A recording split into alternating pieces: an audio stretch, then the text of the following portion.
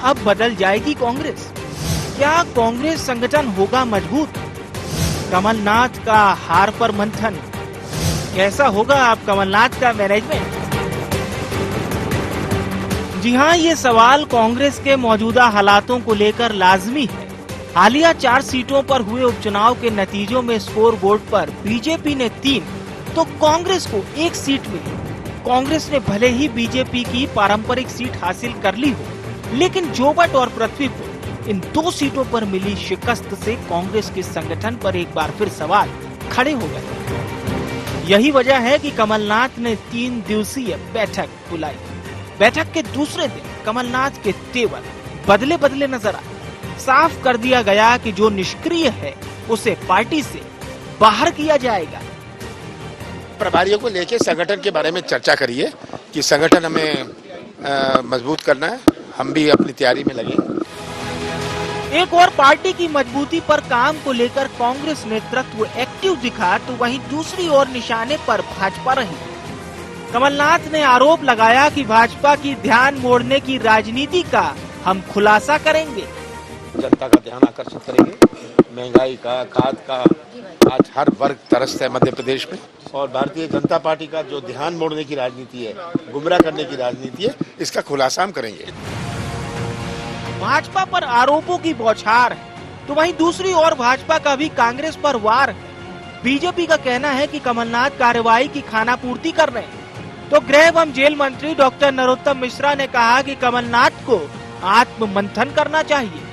कमलनाथ जी अपनी नाकामी छुपाने के लिए इस प्रकार की बैठकें करते हैं और अपना जो घोर विरोधी उनके संगठन के अंदर ही है, दूसरे ग्रुप का आदमी, उसके ऊपर नाकामी का ठिकरा फोड़ना। क्या समीक्षा करेंगे? खुद की समीक्षा कर ले, अंतर्मुखी हो जाए, टिकट उनने बांटे, प्रचार उनने किया। अगर अंतर्मुखी हो गए, खुद की समीक्षा कर ली, तो मेरा मानना है कि मंथन में एक ही शब्द निकलने वाला है, जय जय कमलनाथ। बहरहाल प्रदेश में उपचुनाव को आगामी विधानसभा चुनाव के लिए सेमीफाइनल के तौर पर देखा जा रहा था और कांग्रेस को इस चुनाव से पूरी आस थी। ज्वलंत मुद्दों के बावजूद कांग्रेस जनता के बीच उसे नहीं भुना पाई और अब नेताओं की अंतर कलह की बात भी सामने आ रही है। ऐसे में मंथन कर रहे कमलनाथ अब पार्टी के लिए अमृत निकालते हैं या फिर भीतर घातियों को बाहर करते हैं, ये देखने वाली बात होगी। Bureau report, IND 24। नमस्कार, IND एजेंडा में आपका स्वागत है। मैं हूं आपके साथ नाज़रीन नकवी। बात करेंगे आज कांग्रेस की, जहां कांग्रेस मंथन चिंतन में व्यस्त नजर आ रही है। कांग्रेस संगठन को मजबूत करने की कोशिश और कवायदों की बात की जा रही है। साथ ही साथ हालिया हुए उपचुनावों में मिली हार पर भी संज्ञान लेने की बात कमलनाथ ने की है। 3 दिनों की ये बैठक बुलाई गई है, लेकिन इस बैठक में मंथन करने के बाद क्या कमलनाथ अपने मैनेजमेंट से इसे साथ पाएंगे? क्या नेतृत्व पर उठते सवालों को लेकर वो उसका हल निकाल पाएंगे? इसी पर बात करेंगे, लेकिन पहले नजर एजेंडा पॉइंट्स पर। संगठन मजबूती के लिए क्या होगा कमलनाथ का मास्टर स्ट्रोक? क्या अंतर्कलह के चलते कांग्रेस को मिली हार? नेतृत्व पर उठते सवालों का क्या जवाब देंगे कमलनाथ? क्यों भाजपा ने कही कमलनाथ से आत्म मंथन की बात? जी हां, एक दूसरे पर वार पलटवार का सिलसिला दिख रहा है, एक दूसरे को आईना दिखाने की कोशिश की जा रही है, लेकिन बीजेपी को उपचुनावों में जो जीत मिली है उसके बाद उत्साह जो है वो कई गुना बढ़ गया है और साथ ही साथ अब कांग्रेस पर, कांग्रेस संगठन को लेकर, उसके नेतृत्व को लेकर बीजेपी आईना दिखाने का काम कर रही है। उनका मानना है कि कमलनाथ को अब आत्म मंथन करने की जरूरत है। हार को लेकर जो मंथन हो रहा है उसमें साफ साफ ये बार बार बात निकलकर सामने आ रही है कि कांग्रेस में अंतर्कलह है, लेकिन क्या ये अंतर्कलह कांग्रेस के लिए आने वाले वक्त में भी मुसीबत या परेशानी का सबब बनेगी या फिर वक्त रहते कमलनाथ इसे साध लेंगे? इस पर ही हम बात करेंगे। मेहमानों से परिचय करा देती हूं। हमारे साथ ब्रिजेश जी जुड़ रहे हैं, कांग्रेस का पक्ष रखेंगे, बहुत स्वागत है उनका। हमारे साथ राम दांगोरे जी जुड़ रहे हैं, बहुत स्वागत है, बीजेपी का पक्ष रखेंगे। वरिष्ठ पत्रकार हमारे साथ संदीप पौराणिक जी जुड़ रहे हैं, बहुत स्वागत है। शुरुआत पांडे साहब आपसे करना चाहूंगी मैं, क्योंकि लगातार बैठक हो रही है, बातचीत हो रही है, लेकिन ऐसी बैठकें, इस तरीके का मंथन, इस तरीके का चिंतन कांग्रेस पहली बार नहीं कर रही है। हर हार के बाद ये कांग्रेस कहती है कि हम समीक्षा करेंगे। आखिर कब तक कांग्रेस की ये समीक्षा, कांग्रेस का ये मंथन पूरा हो पाएगा और इस हालात में पहुंचेगी कांग्रेस की आप टक्कर दे सके बीजेपी को? नहीं, और इस बात से कोई भी डिनाई नहीं कर सकता कि आज भारतीय जनता पार्टी ने मध्य प्रदेश के अंदर 4 उपचुनावों में भले 3 में सफलता अर्जित कर लिया हो, लेकिन ये भी अच्छी तरीके से जानते हैं कि इनकी यह जीत पूरी तरह से चुराई हुई जीत है, जनता के मैंडेट को धोखा देकर जीती हुई जीत है। और सबसे बड़ी बात यह है कि इस चुनाव में प्रशासनिक मशीनरी का जिस तरह से दुरुपयोग शिवराज सिंह जी और उनकी मंडली ने किया, ये भी लोगों ने देखा। पृथ्वीपुर की बात हो, चाहे रैगांव की बात रही हो, चाहे जहां भी इन लोगों ने पूरा चुनाव प्रशासनिक मैनेजमेंट के दम पे लड़ा। और ये होता है जब कोई बाई इलेक्शन होता है तो सत्तारूढ़ दल इस तरह की कार्यवाही में अपने को संलिप्त पाता है। लेकिन उससे भी इतर बात यह है कि आज लेकिन एक सवाल ब्रजेश जी, रैगांव इससे कैसे छूट जाता है? क्योंकि अगर उपचुनावों के पहले जीत के दावों की बात करें तो बीजेपी भी 4 सीटों पर जीत की बात कर रही थी, 1 सीट छोड़ देंगे जीतने के लिए, ऐसा नहीं कह रही थी, तो फिर वहां पर ये आरोप क्यों नहीं? नाज़रीन साहब, मैं इस पर ही आपका प्रकाश डालूंगा। आपके इस बहुत महत्वपूर्ण सवाल पर मैं अपनी बातें रखूंगा। रैगांव विधानसभा उपचुनाव ऐसा विधानसभा था जिस चुनाव में माननीय कमलनाथ जी जहां मार्गदर्शन एवं नेतृत्व कर रहे थे, तो वहां पर एक जिम्मेदारी दी गई थी विंध्य क्षेत्र के कद्दावर नेता अजय सिंह राहुल जी को। और जब कमलनाथ जी की रैगांव में सभा हुई, ऐतिहासिक सभा थी, और कमलनाथ साहब ने यह कहा कि हमारी कांग्रेस की जो भीड़ है वो बिना बुलाए भीड़ रहती है, जनता स्वस्फूर्त से आती है, स्वविवेक से आती है, जबकि बीजेपी को इस तरह की भीड़ बुलाना पड़ता है। तो उसके बाद जब राहुल भैया का ये संबोधन था इस पूरे चुनाव में, उन्होंने कहा कि मैं जब लोकसभा का चुनाव लड़ा था सतना से, तो सबसे अधिक वोट मुझे रैगांव से मिला था। कुछ लोगों ने साथ दिया होता तो स्थिति कुछ और होती। मैं चाहता हूं उसका भी रिकॉर्ड इस बार जनता तोड़े। और सबसे महत्वपूर्ण जो आपने सवाल किया, रैगांव में अजय सिंह राहुल भैया, राजेंद्र सिंह जी और जितने वहां के क्षेत्रीय नेता हैं, सब ने एकजुटता के साथ चुनाव लड़ा, एक एक बूथ को ताका। जितने बूथ थे, कांग्रेस ने हर बूथ में बड़े नेताओं की ड्यूटी लगाई। यही रणनीति कांग्रेस को अन्य 4 जगहों पे करना चाहिए था। मैं तो बार बार कह रहा हूं इस बात। और तो अगर आप खंडवा को क्यों छोड़ रहे हैं? खंडवा को लेकर भी तो ये कहा जा रहा था कि अरुण यादव जी पूरे तरीके से मुस्तैद हैं, प्रचार प्रसार की बात हो, नजर रखने की बात हो, कार्यकर्ताओं को जोड़ने की बात हो, तो फिर खंडवा में कहां चूक हो गई? में हमारी कोई चूक नहीं हुई। देखिए, खंडवा का जो लोकसभा का चुनाव जब भी होता है वो केंद्रीय नेतृत्व के मुद्दे पर लड़ा जाता है। अभी मोदी जी का मैजिक मध्य प्रदेश में चल गया, जो 2024 में नहीं चलेगा, तो ये खंडवा का चुनाव निकाल ले गए। अरुण यादव जी ने पूरी ईमानदारी से, पूरी निष्ठा से, पूरी शिद्दत से चुनाव लड़ा और पार्टी प्रत्याशी के लिए उन्होंने जितनी सभाएं किया वो ऐतिहासिक थी और उनके क्षेत्र से कांग्रेस को अच्छे वोट मिले। प्रत्याशी नए थे और उसके कारण हम वो सारी लीड कवर किए। नंदू भैया को क्षेत्र में प्रभाव था, इसको हम इग्नोर नहीं कर सकते। लेकिन वो चुनाव कांग्रेस ने बड़ी उससे लड़ा, शिद्दत से लड़ा। लेकिन मैं आपसे कहना चाह रहा हूं कि आप कुल मिलाकर के चुनाव का अगर विश्लेषण करेंगे एक बतौर मध्य प्रदेश के महत्वपूर्ण एंकर और महत्वपूर्ण जर्नलिस्ट के नाते, तो आप खुद आंकलन करने में पाएंगे कि भारतीय जनता पार्टी ने इस पूरे चुनाव में न सिर्फ कोड ऑफ कंडक्ट का उल्लंघन किया है, बल्कि चुनाव आचार संहिता की उन सभी सेक्शनों का वायलेंस किया है जो उन्हें नहीं करना चाहिए। मुख्यमंत्री को नहीं करना चाहिए ऐसी घोषणाएं करना, चुनाव के टाइम में शोभा नहीं देता कि कर्मचारियों का डीए बढ़ा देंगे, ऐसी घोषणाएं शोभा नहीं देता कि हम इस वर्ग के लिए ये सुविधाएं देंगे। ये सब चुनाव में बचना चाहिए था, लेकिन मुख्यमंत्री जी ने वो सब किया। चलिए, जो कुछ किया उसके लिए आपने शिकायतें की हैं और अगर जो गलत होगा या गलत होता तो उस पर एक्शन भी लिया जाता। लौटूंगी ब्रजेश जी, हमारे साथ संदीप सर भी बने हुए हैं। संदीप जी, क्या लगता है, मैजिक मोदी जी का चल गया या कमलनाथ जी का मैनेजमेंट फेल हो गया? देखिए नाज़रीन, इस चुनाव को अगर हम दूसरे तरह से देखें, मैनेजमेंट में और जादू से हट के देखें, तो ये एक चुनाव ऐसा था जहां की जनता ने 2018 या 19 में जिस पार्टी के उम्मीदवार को चुनाव जिताया था उसके खिलाफ गई पार्टी जी। आप देखेंगे पृथ्वीपुर में कांग्रेस जीती थी 2018 में, इस बार बाई इलेक्शन में बीजेपी जीत गई। रैगांव में बीजेपी जीती थी, कांग्रेस जीत गई। आप जोबट जाते हैं तो वहां भी यही तस्वीर हुई है। खंडवा में जो हार जीत का अंतर 2,70,000 था, वो 70,000 पे आके सिमट गया। जी जी। तो कुल मिलाकर के इस चुनाव को अगर हम स्थानीय प्रत्याशियों के हिसाब से देखें तो जनता में अपने पूर्व में निर्वाचित प्रत्याशी जिनका निधन भी हो गया है, उनके काम काज से खुश नहीं थी। ये संदेश गया है इस चुनाव से। अब आप राजनीतिक दल पर आती हैं तो हम ये देखते हैं कि इस चुनाव में बीजेपी को जीत ज्यादा मिली, कांग्रेस को कम मिली, क्योंकि 2 स्थान बीजेपी के पास थे, 2 स्थान कांग्रेस के पास थे। कांग्रेस के पास 2 विधानसभा थी, उनके पास 1 विधानसभा 1 लोकसभा थी। अब बीजेपी के पास 3 सीटें हो गई, 2 विधानसभा 1 लोकसभा। लेकिन वोट प्रतिशत की जब हम बात करते हैं तो इस बार कांग्रेस का वोट प्रतिशत पिछले चुनाव की तुलना में बढ़ा है। तो ये चुनाव किसी के मैनेजमेंट फेल होने का या किसी के जादू चलने का नहीं है, बल्कि दोनों राजनीतिक दलों के लिए ये समीक्षा का समय है।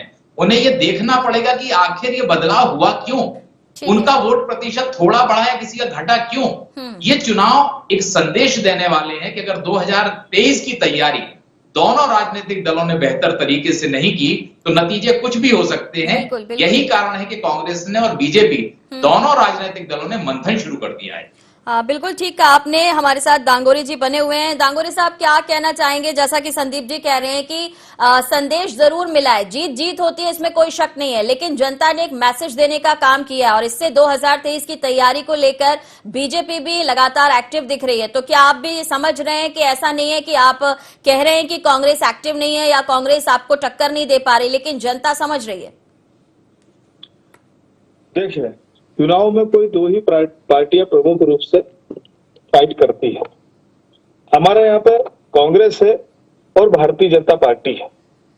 खंडवा लोकसभा सीट जो है पहले से भारतीय जनता पार्टी के खाते में थी और उधर 2 सीटें कांग्रेस के पास थी, 1 सीट बीजेपी के पास थी। ऊपर चुनाव हुए तो 2 पे बीजेपी जीती उधर और 1 पर कांग्रेस जीती है। लोकसभा पे बीजेपी का कब्जा बरकरार है।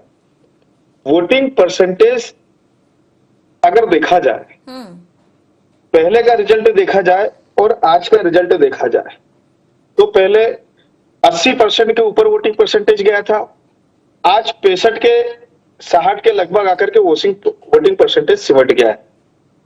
भारतीय जनता पार्टी के जो अधिकतर मतदाता है वो मिडिल क्लास या उससे नीचे के है। इस बार का आप जब परसेंटेज देखेंगे तो बहुत डाउन गया है। वो पिछली बार जब हमारी लीड ज्यादा थी, वोटिंग परसेंटेज 82 के ऊपर गया था। पुराने आंकड़े उठा करके देख सकते हैं। जैसे मेरी विधानसभा में जब मैंने विधानसभा चुनाव लड़ा था तो 93,000 वोट मुझे मिले थे और इस लोकसभा चुनाव को आप देखोगे तो इसमें लगभग 80,000 वोट मिले, 13,000 वोटों का अंतर आया है। ऐसे ही लगभग हर विधानसभा सीट पर वोटिंग परसेंटेज डाउन हुआ है। दूसरा, सोयाबीन कट रही थी और त्योहार का समय था तो कई सारा जो मजदूर वर्ग है वो बाहर मजदूरी करने के लिए चला गया था, हजारों लाखों की संख्या में। वो लोग वोट डालने के लिए नहीं आ पाए और चूंकि चुनाव के लिए समय भी कम था और चुनाव आयोग ने भी कोई बृहद स्तर पे इलेक्शन के लिए जनजागरण अभियान नहीं चला पाया। सब लोगों के पास में समय कम था, सभी प्रचार में लगे हुए थे, वोटिंग परसेंटेज डाउन हो गया। भारतीय जनता पार्टी साहब, आप ये कहना चाहते हैं कि आप संतुष्ट हैं, बीजेपी संतुष्ट है? आपको लग रहा है कि कांग्रेस जो वोटिंग परसेंटेज की बात कर रही है उससे कोई फर्क नहीं पड़ने वाला? उससे कोई फर्क नहीं पड़ने वाला। जब मौसम एकदम क्लियर होगा तो वोटिंग परसेंटेज अपने आप बढ़ेगा और भारतीय जनता पार्टी की लीड लौटूंगी। ब्रजेश जी। नाजनीन साहब, मैं दांगोरे साहब की एक एक बात का सर से पांव तक खंडन करता हूँ। ठीक है। मध्य प्रदेश के बहुत विद्वान पत्रकार, मध्य प्रदेश के मूर्धन्य संपादक और मध्य प्रदेश के मूर्धन्य लेखक, जिन्हें कल प्रदेश का सर्वश्रेष्ठ लेखन का, पत्रकारिता का, समाचार संपादन का पुरस्कार मिला, डॉक्टर संदीप पौराणिक साहब ने इस बात को अपने शब्दों में स्पष्ट कर दिया। मैं आपसे बार बार कहना चाह रहा हूँ, ये चुनाव जिस तरह से भारतीय जनता पार्टी ने मीडिया ट्रायल के रूप में चलाया था कि सत्ता का सेमीफाइनल है, ऐसा है वैसा है कि हवा बनेगी, ऐसा हरगिज नहीं। ये चुनाव में दांगोरे साहब का ये कहना कि हमारे मजदूर चले गए, हमारे ये चले गए, वो चले गए, ये अनावश्यक तर्क। इसी तर्क, जो तर्क होता है उसका कोई दावा नहीं होता, बिना दावे का तर्क है जो तथ्यहीन। दूसरी बात मैं आपके माध्यम से कहना चाह रहा हूं कि इनके संगठन प्रभारी मध्य प्रदेश में आकर के मुरलीधर राव जी ने 2 महत्वपूर्ण बातें। एक बात उन्होंने ये कह दिया कि साहब इस जेब में हमारे ब्राह्मण है और इस जेब में बनिया है। फिर दूसरी बात उन्होंने कहा कि अगर भारतीय जनता पार्टी को 2023 और 2024 में लक्ष्य संधारित करना है तो 51% को भी सोचना पड़ेगा। ये 2 महत्वपूर्ण बातें थी। बहुत विद्वान लोग को इनके यहाँ बनाया जाए, चिंतनशील, मननशील और पढ़े लिखे। हम समझते हैं कि ये इन दोनों बातों का आंकलन करना चाहिए विधायक जी को, और ये भी समझना चाहिए कि भारतीय जनता पार्टी को भी पता है कि नैतिक शुचिता जो राजनीति में होनी चाहिए, मॉरल साइंस बहुत जरूरत है राजनीति में। ये ब्रिजेश जी आप ठीक कह रहे हैं, लेकिन ये तो बीजेपी सोच लेगी, और अगर जैसा कि आप जिस संदर्भ में ये बात कह रहे हैं वहां जनता भी सुन रही है, समझ रही है, लेकिन सवाल ये है कि अभी आपकी पार्टी में लगातार बैठकें हो रही हैं, कमलनाथ जी मंथन कर रहे हैं, बात कर रहे हैं, फीडबैक ले रहे हैं, ये भी बात कही जा रही है कि कुछ स्थानीय लोगों जो नेता हैं उनमें अंतर्कलह की बात थी। तो ये सारी जो चीजें हैं इन्हें कब तक कांग्रेस ठीक कर लेगी, सवाल ये है। माननीय कमलनाथ साहब का कल विंध्य क्षेत्र के रैगांव विधानसभा में, जहां पे कांग्रेस चुनाव जीत करके आई, वहां दौरा है। उसके बाद 27 तारीख को रीवा जिले के मध्य में मनगामा में दौरा है, किसान सम्मेलन। हम समझते हैं, और साथ में उन सारे विधानसभा क्षेत्रों में जहां जहां उपचुनाव है कमलनाथ साहब चाह रहे हैं। कांग्रेस पार्टी 24 घंटे हर बात का चिंतन करती है, मनन करती है, विश्लेषण करती है, और उसके बाद अपने फार्मूले तय करती है। हर जीत किसी भी चुनाव का कोई पैमाना नहीं हो सकता है, सत्तारूढ़ दल है, उनकी सरकार है, वो बन जाए, लेकिन उससे हट करके महत्वपूर्ण बात यह कि कांग्रेस पार्टी का लक्ष्य न सिर्फ 2023 है मध्य प्रदेश में, बल्कि 2024 का लोकसभा का चुनाव है। और हम जनता के बीच महंगाई के मुद्दे पर, बेरोजगारी के मुद्दे पर, महिला उत्पीड़न के मुद्दे पर, अल्पसंख्यक समाज के भाइयों के साथ अत्याचार के मुद्दे पर, और इस सबसे अधिक अनुसूचित जात, जनजात, पिछड़ा वर्ग, सभी मुद्दों को लेकर के जनता के बीच जा रहे हैं। मध्य प्रदेश जो है उसको लेकर के एनसीबी ने अपनी रिपोर्ट में कहा है कि अपराध के मामले में मध्य प्रदेश जो है वो सारे राज्यों के। चलिए ठीक है, लौटूंगी आपके पास ब्रिजेश जी। संदीप सर हमारे साथ हैं। संदीप जी, एक लोकसभा की सीट, 3 विधानसभा सीटों पर उपचुनाव हुए, यानी अगर देखा जाए बात हम चाहे लोकसभा के चुनावों से जोड़कर देखें या विधानसभा चुनावों से जोड़कर देखें, मुद्दे तमाम थे। एंटी इनकम्बेंसी को लेकर भी काफी बात कांग्रेस कर रही थी, और महंगाई की बात करें, बेरोजगारी की बात करें, किसानों की परेशानियों की बात, जैसा कि अभी ब्रिजेश जी कह रहे थे, इन तमाम मुद्दों को कहीं जगह मिली ऐसा नहीं दिख रहा है। लेकिन जो दिख रहा है वो ये था कि दिग्विजय सिंह जो थे वो इन चुनाव प्रचारों में नहीं थे। अरुण यादव, उनकी नाराजगी थी, वो मंच पर भी जा रहे थे, तो जिस तरीके से बात कर रहे थे ऐसा लग रहा था कि किसी तरह का दर्द जो है वो जाहिर कर रहे हैं। और वहीं अगर बात की जाए युवा नेताओं को तरजीह ना देना, ये एक बात बार बार कांग्रेस में सामने आती है। तो क्या आपको लग रहा है कि इन सारी चीजों पर अब विचार करने की जरूरत है कांग्रेस को? देखिए नाज़रीन जी, मुद्दे बहुत थे। ये ऐसे मुद्दे थे जो सरकारों को बदल देते हैं। बाई इलेक्शन जीतना हारना नहीं होता इनमें। महंगाई एक बड़ा मुद्दा था, कोरोना एक बड़ी समस्या थी, बेरोजगारी एक बड़ी समस्या थी। इन मुद्दों को कांग्रेस उस तरह से नहीं उठा पाई जिस तरह से उठाना चाहिए। जी। अगर हम पिछले 1.5-2 दशक पहले जाते हैं, अगर कभी कांग्रेस की सरकार के समय 1 रुपए पेट्रोल बढ़ता था तो देश में हंगामा हो जाता था। जनता का जो दर्द होता है उसके साथ खड़ा होता है विपक्ष। मध्य प्रदेश में या देश में कहें तो कई हिस्सों में कांग्रेस वो भूमिका नहीं निभा पा रही, उसे निभाना चाहिए। दूसरी बात आपने कही एकजुटता की जी। ये बात बिल्कुल ठीक है। जब 2018 के चुनाव से पहले कमलनाथ प्रदेश के अध्यक्ष बने थे तो उन्होंने सारे गुटों को खत्म कर दिया था। पिछले चुनाव में उसका नतीजा मिला, 2018 में आप चुनाव जीते। उसके बाद फिर गुटबाजी पनपी तो पार्टी टूट गई और पार्टी सरकार से चली गई। बाई इलेक्शन में सिर्फ कमलनाथ और सिर्फ कमलनाथ थे सामने जी। दिग्विजय सिंह भी बिहाइंड दी कर्टेन थे और तमाम नेता भी पर्दे के पीछे थे। कांग्रेस वो एकजुटता नहीं दिखा पाई। अगर रैगांव सीट जीती है कांग्रेस तो वो जनता के कारण जीती है, स्थानीय जनप्रतिनिधि और बीजेपी गुटबाजी के कारण जीती है। इसका अध्ययन कांग्रेस को करना होगा, अपनी जमीन तैयार करनी होगी, संगठन को और मजबूत करना होगा। अब ये पार्टी का काम है, वो कैसे करते हैं। चुनाव आप तभी जीत सकते हैं जब आपका संगठन मजबूत हो, आपका कार्यकर्ता जमीन पर हो और जनता की बात आप करें ताकि जनता आपके साथ आए, तब जीत मिलती है। यूं ही जीत नहीं मिल जाती पार्टी। बिल्कुल बिल्कुल। कुछ कहना चाहेंगे ब्रजेश जी आप? नहीं, मैं संदीप पौनिक साहब के तर्क से सहमत हूँ। देखिए, हमने आपसे पहले विनम्रता से राजेंद्र साहब आग्रह किया कि रैगांव विधानसभा क्षेत्र में हमारे स्थानीय नेता अजय सिंह राहुल जी, राजेंद्र सिंह जी और नीलांश चतुर्वेदी और जितने लोग हैं, सईद अहमद साहब गुलशेर अहमद के बेटे हैं और वहां के सतना से विधायक रहे, दिग्विजय सिंह सरकार में मंत्री रहे, ये सारे लोग एकजुट होकर के चुनाव लड़े। परिणाम हमारे सामने था कि एक बूथ हमने ताकि लिया। यही हमको, मैं तो बड़े गंभीरता से ईमानदारी से कह रहा हूं, यही चीजें हमको तीनों जगह करना था, यही प्रयोग करना था, क्योंकि कमलनाथ साहब जो है वो कप्तान है। कप्तान बॉलिंग भी करे, कप्तान बैटिंग भी करे, कप्तान अच्छी फील्डिंग भी करे, ये हर चीजें आप ऐसा मत करिए। चलिए, ये आपकी स्वीकारोक्ति जो है बहुत कुछ कह रही है, बड़ी बात है कि आप इस चीज को मान रहे हैं, लेकिन कुछ आरोप भी जो हैं वो आपने बीजेपी पर लगाए हैं। दांगोरे जी, आप जवाब देना चाहेंगे? कुछ बातें शुरुआत में ब्रिजेश जी ने कही कि आचार संहिता का उल्लंघन किया गया, सरकारी मशीनरी का दुरुपयोग किया गया, इस तरीके के आरोप भी लगाए जा रहे हैं। चर्चा हो रही थी चुनाव को लेकर के, ब्रजेश जी ने कई सारे आरोप लगा दिए। इनको हमें संगठन समझाने की आवश्यकता नहीं है, ये अपने संगठन को सुधारे, क्योंकि आपने तो बोल लिया मेरी पारी है।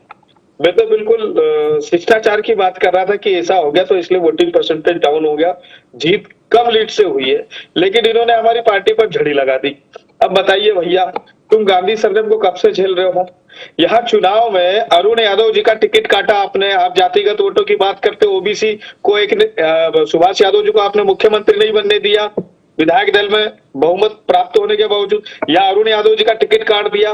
खुद खुलेआम अरुण यादव जी अपने भाषणों में कह रहे हैं, फसल में लगाता हूं काट के और कोई ले जाता है, फसल में लगाता हूं काट के और कोई ले जाता है। तुम्हारे दिग्विजय सिंह जी प्रचार पर आते हैं, उधर तुम्हारा एक विधायक बीजेपी ज्वाइन कर लेता है। आप अपना घर सुधारिए ब्रजेश जी, हमको राय मत दीजिए। और हमारी जीत हुई है, जीत होती एक वोट से हो, चाहे वो 50 वोट से हो, चाहे 50,000 वोट से हो, हमारी जीत हुई है, बहुमत मिला है। ऐसे तो ज्यादा वोट हमको 2018 के विधानसभा चुनाव में भी मिले थे, तुमसे ज्यादा मिले थे, लेकिन सीटें आपके पास में आई थी ज्यादा, तो जीत आपकी हुई, हमने हार स्वीकार करी थी। ठीक है दांगोरे साहब, ये तो समझ गए ब्रिजेश जी भी। ब्रिजेश जी, लौटूंगी, एक सवाल ले लूं दांगोरे जी से। आपने संदीप सर को सुना होगा, उन्होंने कहा कि रैगांव में जो है वो जनता की जीत हुई है। आप जिस तरीके से कह रहे हैं वहां पर आपकी पार्टी की भी गुटबाजी जो है वो समझ में आई है, तो आपको लग रहा है कि पार्टी में समीक्षा और सुधार, ये तो खैर बीजेपी करती रहती है, लेकिन और मंथन की जरूरत आपको भी है, क्योंकि 2023-24 जो है उसकी तैयारी आप भी अभी से कर रहे हैं। जी, चुनाव केवल रेगांव में नहीं थे, पृथ्वीपुर में भी थे, जोबट में भी थे, खंडवा में भी थे, सब जगह जनता ने वोट डाले हैं, सब जगह जनता की जीत हुई है, चाहे वो रेगा हो, पृथ्वीपुर हो, जोबट हो, चाहे खंडवा हो। पहली बात, और जनता जो निर्णय लेती है ये लोकतंत्र है, और लोकतंत्र की यही खूबसूरती है कि जिसके हिस्से पे बहुमत जाएगा उसी की जीत होगी। विजय जी, मैं अपने भारतीय जनता पार्टी के प्रवक्ता और मध्य प्रदेश के वरिष्ठ विधायक दांगोरे साहब से इतने कहना चाहता हूँ, कम से कम तुलसी बाबा की इस बात को तो याद कर लीजिए। तुलसी बाबा ने बहुत अच्छी बात लिखी है कि सचिव वैद्य गुरु तीन, जो ऊपरी बोले ही भय आस, राज धर्म तन तीन, कर कोई बेग ही नाश। इस तरह की बातों को बिल्कुल नहीं करना चाहिए, हमने तो विनम्रता स्वीकार किया। दूसरी बात मैं आपसे कहना चाह रहा हूँ, मैं आपको सत्ता के चीरहरण की बात करना चाह रहा हूँ। दुर्योधन को भी इसी बात का घमंड था, राजनीति साहब और संदीप साहब समझते होंगे। उन्हें लग रहा था कि सत्ता का चीरहरण करके हम पूरे कौरव वंश का राज चलाएंगे हस्तिनापुर के अंदर, पर क्या हुआ उसका परिणाम देखिए। दुर्योधन बनने की कोशिश मत करिए, 5 पांडव ही सही, हम एक जीत ही सही रह गांव में। हमने जो विश्वास का जनता के बीच में, जो श्रद्धा का अपनत्व का खूंटा गाड़ा है राजनीति के अंदर, वो खूंटा हमारा राजनीति का मील का पत्थर साबित होगा। इस बात को आप नोट कर। जी दांगोरे जी, क्या कहना चाहते हैं? भाई साहब, मैंने कहा जीत जनता की हुई है, पृथ्वीपुर हो, रेगा हो, जोबोट हो, चाहे खंडवा हो। आप जीते, आपकी मेहनत थी, हम जीते, हमारी मेहनत थी, इसमें घमंड कहाँ से आ गया? अब लगाया पेड़ बबूल का तो फल कहाँ से हो? आपका अध्यक्ष ही बबूल का पेड़ है, जो न छाव देता है, न शांति देता है, सिर्फ काटे ही काटे देता है। पूरे देश में आपकी थूथू हो रही है, आपके प्रदेश अध्यक्ष की, एंटी महिलाओं की थूथू हो रही है। हम यहाँ पे एक सार्थक चर्चा करने के लिए आए थे, आप जो आरोप प्रत्यारोप चालू कर दिए। भैया तो समीक्षा का दौर, आप अपनी समीक्षा कीजिए, आरोप मत लगाइए। आपने बोला था, मैंने बदले में जवाब दिया है आपको, है ना? तो आपने बबूल के पेड़ को आम के पेड़ में बदलने की कोशिश कीजिए आप। तो कम से कम इस चीज का तो आपको ध्यान होना चाहिए कि और हमको भी मालूम है, हमारे पास में श्री कृष्ण जी जैसे है ना, दुर्योधन, महाभारत, और यहाँ बात करें बहुत अच्छी चीजें, बहुत ज्ञान की बातें हैं, लेकिन अपनी पार्टी पर अप्लाई कीजिए। 2023 में जनता चलिए ठीक है, मैं एक सवाल है क्यों ब्रिजेश जी, ब्रिजेश जी ऐसा नहीं होता। ठीक है ब्रिजेश जी, 24 संदीप सर देखेंगे, आइए क्या आप लग रहा है, बिल्कुल आरोप बड़ी प्रत्यारोप शिष्टाचार लगाए की जा लड़ाई रहे हैं, लड़ेंगे। ठीक है जीत है, चाहे 1 सीट पर मिली है 3 सीट पर मिली है, लेकिन 2023-24 को अगर हम देखें और दोनों दलों की तैयारियों को देखें, बीजेपी अभी भी बहुत ज्यादा एक्टिव दिख रही है। कांग्रेस बार बार कहती है कि वो लगातार तैयारी कर रहे हैं, जनता के बीच जा रहे हैं, लेकिन असर क्यों नहीं हो पा रहा? क्या लग रहा है आपको कि पहले एकजुटता बहुत जरूरी है कांग्रेस के लिए, उसके बाद जनता समझेगी कि उनके पास एक विकल्प है? देखिए नाज़रीन जी, बीजेपी को अगर हम देखें तो कभी भी ऐसा नहीं लगता कि उनकी सक्रियता कम हुई है। वो हमेशा इतने सक्रिय रहते हैं कि लोगों को लगता है जैसे इलेक्शन मोड में है पूरी की पार्टी। हाँ। कांग्रेस की सबसे बड़ी समस्या यह है कि जो ऊपर की मुट्ठी होती है वो बंधी दिखनी चाहिए, वो उंगलियां अलग अलग दिखती है पार्टी की, और जब ऊपर उंगलियां अलग अलग दिखती है तो नीचे जाके वो शाखाएं और शाखाओं में बदलती जाती है और अंत में जाके वो अस्तित्वहीन हो जाती हैं।